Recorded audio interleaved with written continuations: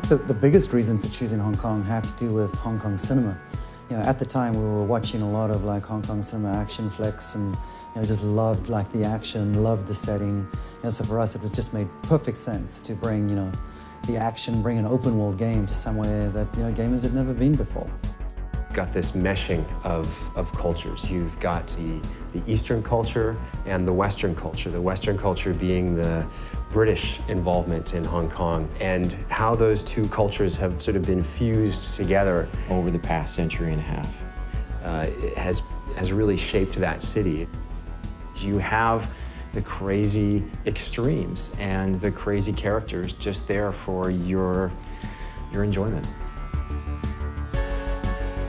Watching movies, we all love watching action movies, but that wasn't enough. And reading books, and there are lots of them about the cops' relationship with the triads, that wasn't enough.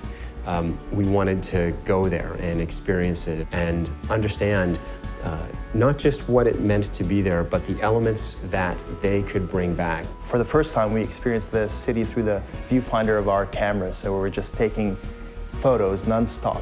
There are parts of the city where it felt like you were just walking in a canyon of signage, you know what I mean? And then from there, the following day, you go to a different part of the city where it feels vast and open and modern. And you're seeing a building that's over 100 stories tall, and next to it, there's a tiny little temple.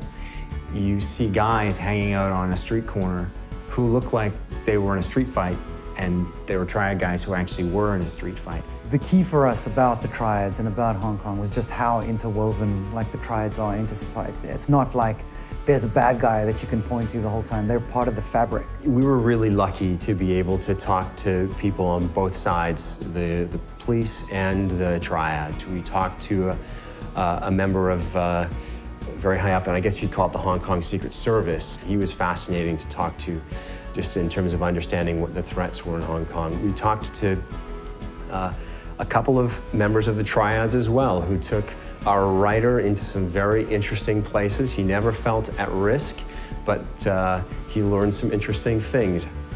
We heard a story when we were there with one of our contacts driving around the city. He told us about a particular entertainment figure who, during his program, had said some rather nasty things about one of the local triad leaders, and that this guy was chopped. Chopped being the term of being attacked by a triad but left alive. No sooner had he told us the story than we drove around a corner and he said, well, there he is. And sure enough, there was this guy walking down the street who we passed, who was years after the attack, but very visibly limping and very visibly maimed. Hong Kong has such a kind of chaotic and multi-layered architectural approach to it, which allowed us to do many new things with the way the player traverses the environment. We've basically taken the essence of the city, the essence of the lifestyle, and designed all of our gameplay mechanics around that so that we can basically embrace the culture, but also create an experience where players will actually feel like a, gangster. Hong Kong is an island, and what we did was create an island with 4 separate neighborhoods. North Point, which is where you start the game, which is more reminiscent of Kowloon. Central Hong Kong, very famous skyline. Kennedy Town, built on the side of one of the hills in Hong Kong, more of an affluent neighborhood. And then Aberdeen Harbor, around the back of the island. The traffic is on the left-hand side of the street.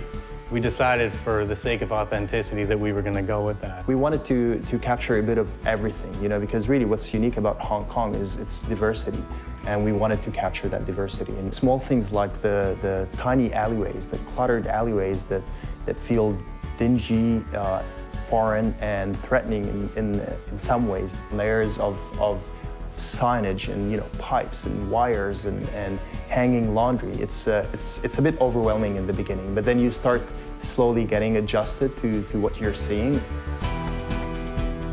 If you want to spend time just roaming around the island, enjoying the races and the mini games and the events and favors and shopping and all that kind of stuff, then that's entirely there for you to do. The final result is a city that feels authentic, but at the same time, it's fun to explore and to experience.